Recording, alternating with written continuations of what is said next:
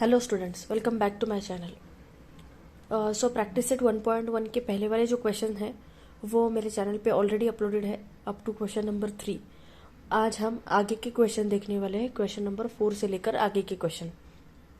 Okay, सो अभी आपको अगर आप आगे डायरेक्टली अगर ये क्वेश्चन पे आए हैं क्वेश्चन नंबर 4 पे, तो मैं आपको सजेस्ट करूँगी कि आप पहले क्वेश्चन नंबर 1 से लेकर 3 तक पहले देखिए, जो इसका पहला पार्ट अपलोडेड है मेरे चैनल पे, वो देखिए और फिर उसके बाद ये क्वेश्चन देखिए। ओके, सो दैट आपको समझ में आ जाएगा कि मैं ये क्वेश्चन में एग्जैक्टली आपको क्या सिखाने की कोशिश कर रही हूँ। अभी देखो यहाँ पे क्वेश्चन नंबर 4 क्या दिया है। On a number line points A B C are such that distance of A C is equals to 10, distance of C B is equals to 8, find distance of A B considering all possibilities. Okay, तो अभी given हमें क्या दिया है, देखो distance of A C given है हमें और distance of C B given है हमें।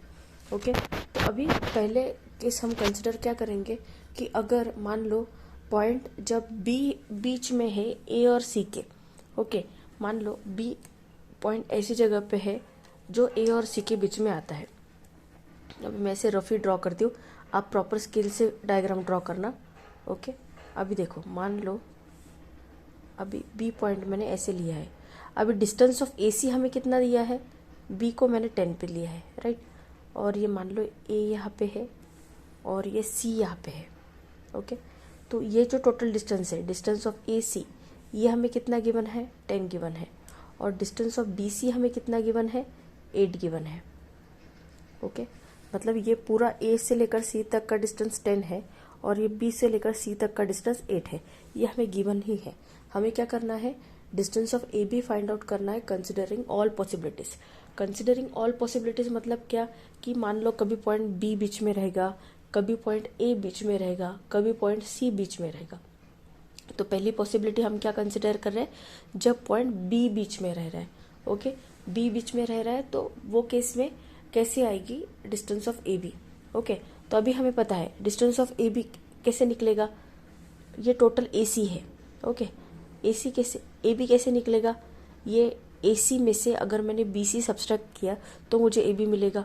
मतलब ये पूरा 10 माइनस 8 मिला तो मुझे ये कितना मिलेगा, 2 मिलेगा, राइट। तो अभी हमें ये दिखाना है, तो कैसे करेंगे, अभी distance of A C total कितना है, देखो डिस्टेंस ऑफ ए सी कैसे आएगा, distance of A B plus distance of C B, C B बोलो या फिर बी सी बोलो चलेगा।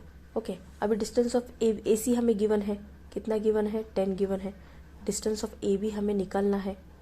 ओके, और डिस्टेंस ऑफ सी बी कितना गिवन है हमें, 8 गिवन है, राइट। तो अभी ये इधर आके साइन चेंज हो जाएगा इसका, राइट। तो 10 माइनस 8 हो जाएगा, therefore distance of A B क्या आएगा, 10 माइनस 8 आएगा, है ना। साइड चेंज हो गई तो साइन चेंज हो जाता है। ओके, तो ये यहाँ पे क्या आएगा, 10 माइनस 8। तो यहाँ पे डिस्टेंस ऑफ ए बी कितना आया हमारा, ए बी आया हमारा 2। ये केस में कौन सी केस, जब पॉइंट बी बीच में है ए और सी के, तब डिस्टेंस ऑफ ए बी कितना आता है, 2। तो देखो इसको आप ऐसा सी बी ए ऐसा भी लिखा तो भी कोई फर्क नहीं पड़ेगा। ओके, हमें हमारे कंसिडर केस क्या है कि बस पॉइंट बी बीच में होना चाहिए, ए चाहे यहाँ पे हो या फिर सी चाहे यहाँ पे, इससे कोई फर्क नहीं पड़ेगा। बट पॉइंट बीच में कौन सा है उसके ऊपर सब डिपेंड करता है। ओके, अभी दूसरी केस देखते हैं हम, जब पॉइंट सी बीच में रहेगा। ओके, सी बीच में रहा तो कैसी केस होगी, और हम ये भी केस देखेंगे जब पॉइंट ए बीच में रहेगा। अभी देखो दूसरा केस क्या है, point C is between A and B, मतलब सी बीच में रहेगा ए और बी के। तो आप इसको बी सी ए बी बोल सकते हैं या फिर ए सी बी भी बोल सकते हैं। ये मैंने ऐसे ही लिख लिया फॉर रेफरेंस। ओके, आपने स्टार्टिंग में गिवन लिख लिया तो बस आपको बार बार लिखने की ज़रूरत नहीं है। मान लो अभी सी बीच में है, मतलब क्या, मान लो अभी ये ऐसे ऐसे ये लाइन है। ओके, तो इसमें हमें क्या कंसिडर करना है, सी को बीच में रखना है, राइट। तो अभी डिस्टेंस ऑफ ए सी, सी बीच में रखो। ओके, तो ए यहाँ पे मान लो और यहाँ पे बी मान लो। मैंने ये थोड़ा सा ज़्यादा इसलिए लिया है, या फिर आप यहाँ पे भी ले सकते हो सी पॉइंट को। ओके, ताकि ये थोड़ा सा ज़्यादा दिखे, क्योंकि ए सी ज़्यादा है ना, इसलिए यहाँ पे ए सी को थोड़ा बड़ा रखो। और ये बी सी को कितना रखना है हमें, 8 रखना है राइट। ये 8 रखना है, इसको थोड़ा सा ऐसे लिखो आप 8, ऐसा स्टैंडर्ड होता है लिखने का। ओके, सो मान लो BC डिस्टेंस 8 है और ये AC डिस्टेंस कितना है 10। ये चाहे तो डायग्राम में फिर से ड्रॉ करती हूँ, इसको कट मार देती हूँ। ओके, मान लो ये ऐसे नंबर लाइन है। ओके, ये C को थोड़ा सा हम बढ़ा लेते हैं और ये B को छोटा लेते हैं, क्योंकि BC डिस्टेंस छोटा है ना। तो BC डिस्टेंस कितना है 8 है और AC डिस्टेंस कितना है हमारे पास 10 है, राइट। तो अभी मान लो अभी मुझे डिस्टेंस ऑफ AB निकालना है, तो AB कैसे निकलेगा, AC प्लस BC ऐड किया तो मुझे AB मिलेगा, right. AC plus BC add किया तो मुझे ये पूरा AB मिल जाएगा, राइट। तो अभी हम वो पॉसिबिलिटी कंसिडर करते हैं। तो क्या आएगा, distance of AB is equals to क्या आएगा, डिस्टेंस ऑफ AC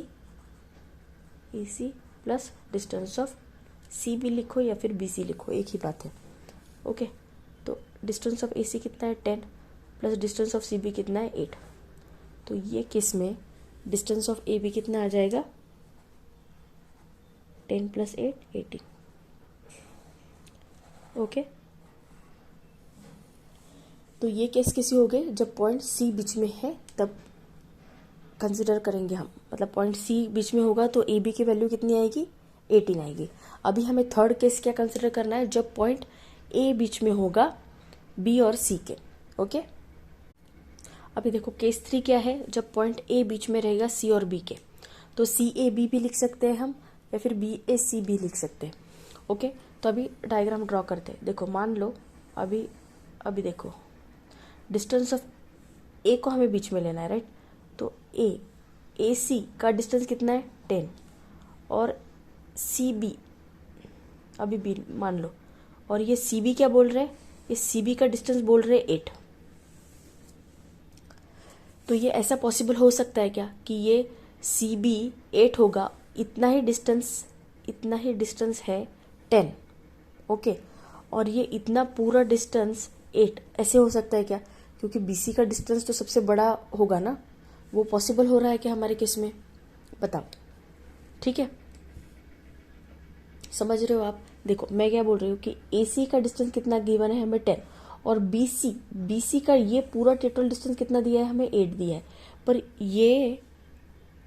पर ये आएगा क्या, मतलब देखो ये इतना बड़ा हो सकता है क्या, इतना डिस्टेंस ये 8 हो सकता है क्या, नहीं ये बड़ा ही होगा ना, क्योंकि AC को AB के बाद ऐड करने के बाद ही मिलेगा इतना।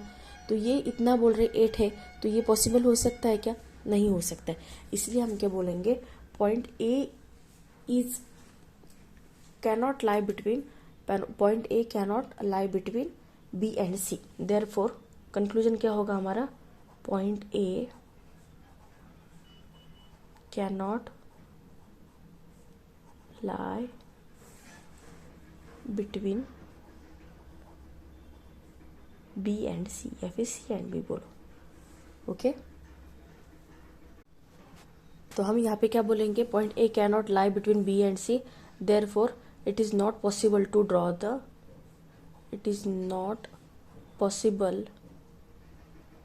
draw diagram in this case। Draw diagram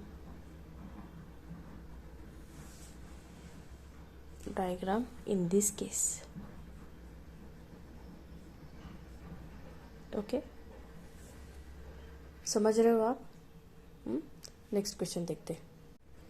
अभी देखो क्वेश्चन नंबर 5 क्या दिया है। जैसे क्वेश्चन नंबर 4 हमने सॉल्व किया है, सिमिलर वे में हमें क्वेश्चन नंबर 5 भी सॉल्व करना है। अभी यहाँ पे उन्होंने भले ही लिखा नहीं हो कि कंसिडरिंग ऑल पॉसिबिलिटीज, बट हमें सारी पॉसिबिलिटीज कंसिडर करके ही क्वेश्चन को सॉल्व करना है। ओके, तो अभी क्या दिया है देखो, point X, Y and Z are collinear such that distance of XY is equals to 17, distance of YZ is equals to 8 and find distance of XZ। Okay, तो हमें ये निकालना है। तो अभी हम क्या करेंगे, पहला केस कंसिडर करेंगे जब पॉइंट Z बीच में है। ओके, तो मतलब सबको हम मौका दे रहे हैं ना बीच में आने का। तो पहला केस क्या होगा कि मान लो सबसे पहले तो गिवन लिख लेना, गिवन लिखना बहुत ज़रूरी होता है। ओके, गिवन क्या दिया है, distance of XY is equals to 17 and distance of YZ बोलो या ZY बोलो, एक ही है। Okay, is equals to 8। तो अभी सोल्यूशन में क्या आएगा, मान लो केस 1 क्या है, केस 1 हम ऐसे कंसिडर कर रहे हैं कि जब पॉइंट z बीच में रहेगा x एंड y के। ओके, मान लो अभी when point z is between x and y। Okay, तो ये कैसे होगा, x एंड y के बीच में x y z भी हो सकता है, या फिर आप इसको z y x ऐसा भी बोल सकते हो। ओके, कोई भी केस हो, दोनों केस में हम सॉरी हमें z को बीच में लाना है ना, तो ये x z y ऐसा भी हो सकता है, या फिर y z x ये भी हो सकता है। ओके, इसको कट कर दो, ये गलत है। ओके, वाई जेड एक्स हो सकता है या फिर एक्स जेड वाई हो सकता है। तो अभी देखो ड्रॉ हम करेंगे डायग्राम, आपको ये प्रॉपर स्केल से ड्रॉ करनी है। ओके, तो अभी हम जेड को बीच में ले रहे हैं, राइट। तो एक्स वाई का डिस्टेंस हमें कितना बोला है, 17 बोला है। ओके, तो अभी जेड मान लो यहाँ पे ले लिया मैंने, और ये यहाँ पे एक्स है और यहाँ पे वाई है, राइट। तो ये टोटल दो डिस्टेंस है, ये टोटल डिस्टेंस कितना दिया है हमें, 17 दिया है एक्स वाई का, राइट। और हमें वाई जेड मतलब ये वाला डिस्टेंस दिया है हमें 8 दिया है। ओके, हमें एक्स जेड फाइंड आउट करना है। अभी एक्स जेड हम कैसे निकालेंगे, ये एक्स वाई में से अगर मैंने ये जेड वाई या फिर वाई जेड सब्सट्रैक्ट कर दिया तो मुझे एक्स जेड मिलेगा, राइट। मतलब 17 में से अगर मैं 8 सब्सट्रैक्ट कर दूँ तो मुझे 8 एक्स जेड का वैल्यू मिलेगा, राइट। तो क्या आएगा, अभी देखो हम ऐसे लिख सकते हो, डिस्टेंस ऑफ एक्स वाई क्या आएगा, एक्स वाई अगर मुझे निकालना है तो क्या आएगा, X Z plus Z Y is equals to distance of X Z plus distance of Z Y बोलो या फिर वाई जेड बोलो, एक ही बात है। ओके, तो डिस्टेंस ऑफ एक्स वाई की वैल्यू हमें क्या दी है, 17 दी है। डिस्टेंस ऑफ एक्स जेड हमें निकालना है, plus distance of Y Z या फिर जेड वाई कितना दिया है हमें, 8 दिया है। तो यहाँ पे आके तो सब्सट्रैक्ट हो जाएगा, ये 8 इधर जाके सब्सट्रैक्ट हो जाएगा, तो यहाँ पे क्या आएगा, distance of X Z is equals to 17 minus 8। Therefore distance of X Z कितना आएगा, 9। ओके, ये हो गई हमारी फर्स्ट पॉसिबिलिटी, जब पॉइंट z बीच में है तब की। अभी देखो केस 2 क्या है कि डिस्टेंस जब y बीच में आएगा x एंड z के, तो वो क्या हो सकता है, एक्स वाई जेड भी हो सकता है या फिर जेड वाई एक्स भी हो सकता है। ये मैंने इसलिए लिख लिया रेफरेंस के लिए खाली। ओके, आपने एक बार गिवन लिख दिया तो आपको लिखने की ज़रूरत नहीं है। तो मान लो अभी हमें क्या करना है, पॉइंट y को बीच में लाना है x और z के। तो मान लो यहाँ पे मैंने x लिया, x और y का डिस्टेंस कितना दिया है हमें, 17। तो यहाँ पे पॉइंट y को ले लो, मतलब ये थोड़ा सा बड़ा दिखना चाहिए, ये 17 है डिस्टेंस, और y और z का डिस्टेंस कितना दिया है हमें, 8 दिया है, राइट, 8 दिया है, राइट। तो अभी y को ऐसे लेना है कि x और y का डिस्टेंस थोड़ा सा बड़ा, क्योंकि x और y का डिस्टेंस बड़ा है ना एज कम्पेयर टू y और z के।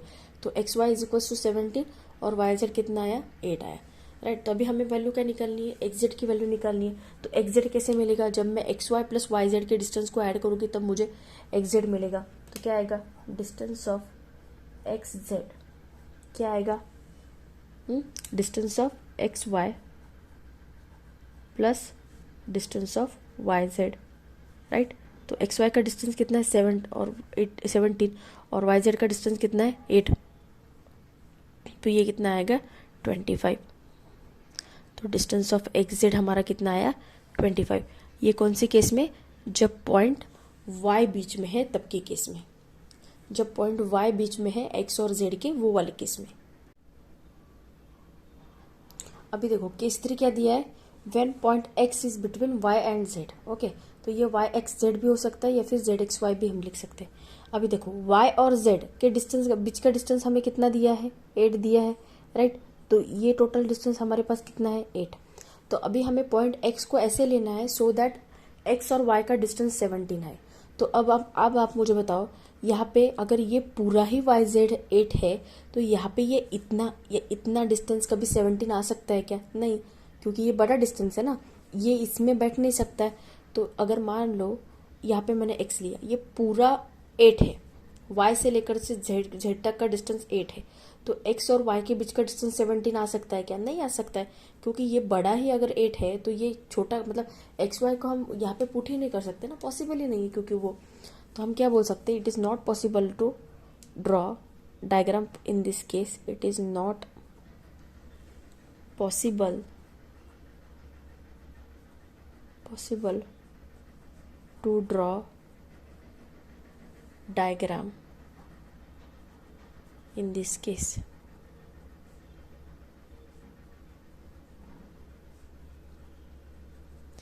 Therefore, point X cannot lie between point Y and Z, cannot lie between point Y and Z. Okay, समझ में आया? तो ये थे 3 केसेस। अभी देखो नेक्स्ट क्वेश्चन क्या दिया है, sketch proper figure and write the answers of the following question. क्या दिया है, if A B C, that is A B C, इसका मीनिंग क्या होता है, यहाँ पे बीच में कौन है, बी, मतलब B is between A and C, मतलब बी है बीच में ए और सी के, राइट। तो अगर ऐसा दिया है, इसका मतलब क्या, वो हमें अभी हमारी, जैसे अभी हमने पहले क्वेश्चन में केसेस कंसिडर किए थे कि ए को बीच में रखा, बी को बीच में रखा, सी को बीच में रखा, तो अभी हमें वैसे करने की ज़रूरत नहीं, क्योंकि अभी हमें उन्होंने डायरेक्टली बता दिया है कि बी बीच में है भाई, और आपको डिस्टेंसेस निकालने हैं। ओके, तो अभी A B C and distance of A C दिया है हमें 11, डिस्टेंस ऑफ बी सी दिया है हमें 6.5, then length of A B हमें पूछा है। अभी ना आपको क्या करना है, अभी मैं पेन से डायग्राम ड्रॉ कर रही हूँ, बट आपको प्रॉपर पेंसिल से डायग्राम ड्रॉ करनी है अच्छी से एग्जाम में। ओके, अभी देखो गिवन लिख लेती हूँ मैं पहले। गिवन क्या दिया है हमें, distance of A C given है हमें 11 and distance of B C given है हमें, right, distance of B C given है हमें 6.5। तभी सॉल्यूशन क्या आएगा, बताओ मुझे, सॉल्यूशन क्या आएगा कि बी को उन्होंने हमारे बीच में बताया, मतलब ए और सी कॉर्नर पे है, राइट। तो अभी मैंने ऐसे डायग्राम निकाली, सब मान लो, आपको ना प्रॉपर पेंसिल से डायग्राम निकालनी है। ओके, मैं पहले से बता रही हूँ। देखो अभी ए और सी, इसका टोटल डिस्टेंस हमें कितना दिया है, ए और सी के बीच का डिस्टेंस टोटल ये दिया है हमें 11। ओके, तो हमें पॉइंट बी को ऐसे रखना है सो दैट बी एंड सी कितना आएगा 6.5। तो मान लो अभी यहाँ पे अगर मैंने पॉइंट बी को रख दिया तो ये इतना डिस्टेंस कितना है गिवन है हमें 6.5। ओके, समझ रहे हो आप? ओके, तो अभी देखो, अभी हम ए बी की वैल्यू कैसे निकालेंगे, अभी देखो ए सी कैसे मिलेगा हमें, A B plus B C किया तो मुझे ए सी मिलेगा, राइट। और उससे हम क्या कर सकते हैं, ए बी फाइंड आउट कर सकते हैं। क्यों? क्योंकि ए सी में से अगर मैंने बी सी को सब्सट्रैक्ट कर दिया तो मुझे ए बी मिलेगा, राइट। तो हम कैसे लिखेंगे, डिस्टेंस ऑफ ए सी कितना है, डिस्टेंस ऑफ ए सी क्या आएगा, distance of A B plus distance of B C, मतलब ये दोनों को ऐड करने के बाद मुझे डिस्टेंस ऑफ ए सी मिलेगा।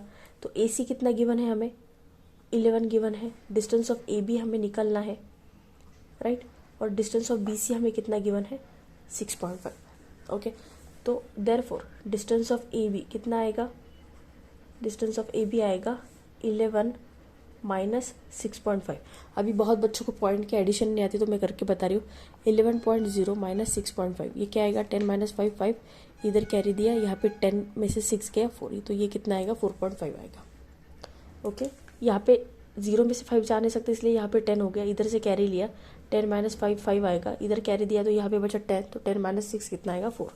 तो यह डिस्टेंस ऑफ ए बी कितना आएगा 4.5। देखो मैं इसलिए बता रही हूँ क्योंकि बहुत बच्चों को आता है, बट कुछ बच्चे थोड़े से वीक होते हैं मैथमेटिक्स में, तो उनको नहीं आता है सब्सट्रैक्शन पॉइंट का, तो उनके लिए बता रही हूँ मैं। ओके, अभी नेक्स्ट क्वेश्चन देखते हैं। और हाँ, यहाँ पे ना रीज़न बताने का रह गया, यहाँ पे क्या आएगा, रीज़न क्या आएगा, A dash B dash C, मतलब क्या, ये हमने कैसे लिया, क्योंकि बी को हमें उन्होंने बताया है कि बी बिटवीन है ए और सी के, इसलिए। ओके, अभी नेक्स्ट क्वेश्चन देखो। नेक्स्ट क्वेश्चन में हमें क्या करना है, इफ आर एस टी, मतलब एस पॉइंट बीच में है आर और टी के, and length of S T दिया है हमें 3.7। ओके, ये 3.7, लेंथ ऑफ आर एस दिया है हमें 2.5, then length of R T हमें निकालना है, ये 2.5 है। ओके, तो हमें निकालना है, यहाँ पे मैंने गिवन लिख लिया है। ओके, तो अभी हमें डायग्राम ड्रॉ करनी है। तो डायग्राम में हमें क्या बताया उन्होंने कि पॉइंट एस बीच में है आर और टी के। तो मान लो ये ऐसे ड्रॉ किया मैंने, तो आर एंड टी तो एक्सट्रीम पे है, right, R and T extreme पे है और एस बीच में है। अभी एस टी का डिस्टेंस कितना दिया है हमें, एस और टी का डिस्टेंस कितना दिया है हमें 3.5, तो ये थोड़ा सा बड़ा आएगा इससे। ओके, तो यहाँ पे मान लो ये एस है, तो ये एस का डिस्टेंस कितना दिया है हमें 3.7, राइट, और आर एस का डिस्टेंस हमें कितना दिया है 2.5, राइट। तो हमें क्या पूछा है, डिस्टेंस ऑफ आर टी पूछा है। तो आर टी कैसे मिलेगा, जब मैं आर एस के साथ एस टी को ऐड करूंगी तब मुझे आर टी मिलेगा, राइट। तो यहाँ पे क्या आएगा, length of R T is equals to length of R S plus length of S T, right. तो आर एस की वैल्यू हमें क्या दी है 2.5, प्लस एस टी की वैल्यू हमें क्या दी है 3.7, तो ये क्या आएगा 6.2, लेंथ ऑफ आर टी क्या आएगा हमारा 6.2। ओके, यहाँ पे रीजन क्या लिखेंगे हम, आर एस टी, मतलब क्या, एस बीच में है, एस बीच में है आर और टी के। ओके, ये देखो 7 + 5 12, कैरी 1, 3 + 2 = 5 और 6.2 आ गया। ओके, समझ रहा है, कुछ नहीं समझा तो मुझे कमेंट सेक्शन में बताओ, मैं आपके डाउट क्लियर कर दूंगी। अभी देखो ये नेक्स्ट क्वेश्चन क्या दिया है, if X Y Z and length of X Z is equal to 3√7, distance of X Y is equal to √7, then distance of Y Z हमें निकालना है। अभी √7 दिया है तो डरने की जरूरत नहीं, रूट खाली आपको कंफ्यूज करने के लिए या फिर थोड़ा सा डराने के लिए दिया है, तो डरना बिल्कुल नहीं है या फिर कंफ्यूज भी बिल्कुल नहीं होना है।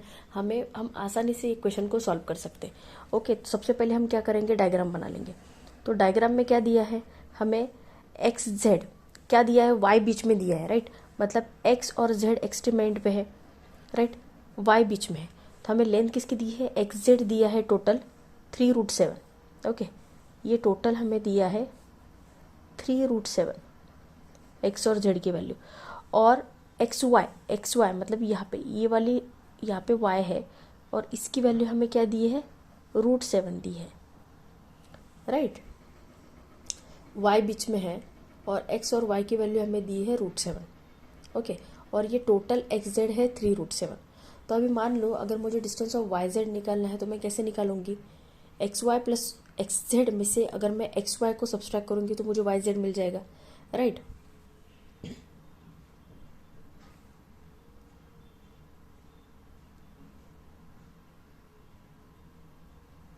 ओके, तो वैसे मिलेगा, राइट, पर हमें लिखना कैसे पड़ेगा, डिस्टेंस ऑफ एक्स जेड कैसे मिलेगा हमें, एक्स जेड मिलेगा अगर मैं एक्स वाई को, डिस्टेंस ऑफ एक्स वाई को ऐड करूंगी। Okay, distance of X Y plus distance of Y Z, दोनों को ऐड किया तो मुझे एक्स जेड मिलेगा, राइट। तो एक्स जेड की वैल्यू हमारे पास कितनी गिवन है 3√7, एक्स वाई हमें कितना गिवन है √7, plus distance of Y Z हमें निकालना है, राइट। तो ये √7 यहाँ पे प्लस इधर जाके क्या हो जाएगा माइनस, तो यहाँ पे क्या आएगा, distance of Y Z is equals to 3√7 minus √7, right. अभी देखो ये √7 मतलब वैसे नहीं होता, इसके साथ 1 होता है।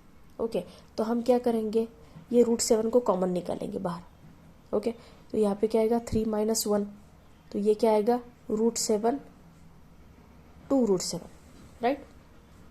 मतलब ये √7 को मैंने कॉमन निकाला, देखो इसको मैंने ऐसे किया, देखो आप यहाँ पे भी ऐसे लिख सकते हो, देखो √7 को मैंने बाहर निकाला कॉमन, तो यहाँ पे बचा क्या, √7 को कॉमन निकालो तो यहाँ पे बचा 3, और यहाँ पे कुछ नहीं होता मतलब यहाँ पे होता है 1, तो ये 3 - 1 आएगा, तो ये 3 - 1 कितना आएगा 2, तो यहाँ पे क्या आएगा आंसर हमारा 2√7। ओके, आंसर क्या आएगा हमारा 2√7। लगे तो ये स्टेप को हम ऐसे ऐसे लिखो यहाँ पे। ओके, इसके बाद ये स्टेप है, इसके बाद ये स्टेप है डिस्टेंस 3√7 माइनस √7। तो √7 को कॉमन निकाला तो ये 3 बचा, ये 3 - 1 और फिर यहाँ पे आंसर क्या आएगा हमारा 2√7। ओके, इसको अच्छे से लिखा है मैंने, बस अच्छे से लिख लेना आप। ओके, इसको कट कर दो, इसको कैसे भी लिखा तो भी चलता है, बट आपको समझने के लिए मैंने बोला कि देखो फिर से समझाती हूँ। √7 को बाहर निकाला, यहाँ पे बचा कितना 3 - 1, तो 3 - 1 कितना हुआ 2, तो ये 2 बचा और ये √7 वैसे का वैसा। तो डिस्टेंस ऑफ YZ, देयरफॉर यहाँ पे लिख दो, आप नीचे लिखना, देयरफॉर डिस्टेंस ऑफ YZ कितना आया हमारा 2√7। ओके, अभी देखो लास्ट क्वेश्चन क्या दिया है, which figure is formed by 3 non collinear points. Non collinear points मतलब क्या, जो लॉन एक लाइन में नहीं है। कोलिनियर पॉइंट्स का मीनिंग क्या होता है, जो एक लाइन में है। अभी ये तीनों पॉइंट एक लाइन में है, तो इसको क्या हो गया, ये हो गए कोलिनियर पॉइंट, क्योंकि ये एक पॉइंट में। अभी 3 नॉन कोलिनियर पॉइंट मतलब जो पॉइंट अलग अलग है, अलग अलग है। 3 नॉन कोलिनियर पॉइंट जो एक लाइन में नहीं है, तो उससे कौन सा डायग्राम फॉर्म होता है, ट्राइंगल। ओके, तो हम क्या करेंगे, triangle, therefore triangle is form by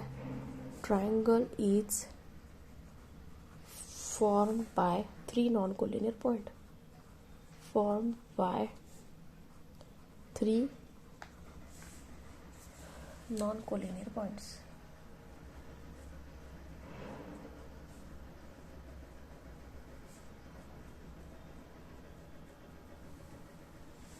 okay, triangle form होता है 3 नॉन कोलिनियर का मीनिंग क्या होता है कि जो एक लाइन में। अब नॉन कोलिनियर मतलब क्या, जो अलग अलग जगह पे है। तो ये एक पॉइंट हो गया, ये एक पॉइंट हो गया, ये एक पॉइंट, तो इन पॉइंट को जोड़ने के बाद कौन सा फिगर बनता है, triangle. So triangle is formed by 3 non collinear point. तो यहाँ पे आज हमारा प्रैक्टिस सेट 1.1 खत्म होता है। ओके, अगर आपने मतलब ये क्वेश्चन आपको नहीं समझ में आए होंगे तो आप इसका पार्ट 1 देखो, पहला पार्ट देखो जिसमें मैंने पहले के क्वेश्चंस एक्सप्लेन किए, वो आपको समझ में आ जाएंगे, तो आपको ये बाकी के भी क्वेश्चन समझ में आ ही जाएंगे। ओके, वीडियो अच्छा लगा तो प्लीज़ वीडियो को लाइक कीजिए, अपने फ्रेंड्स के साथ ज़्यादा से ज़्यादा वीडियो को शेयर कीजिए और मेरे चैनल को प्लीज़ सब्सक्राइब करना मत भूलिए। Okay, thank you.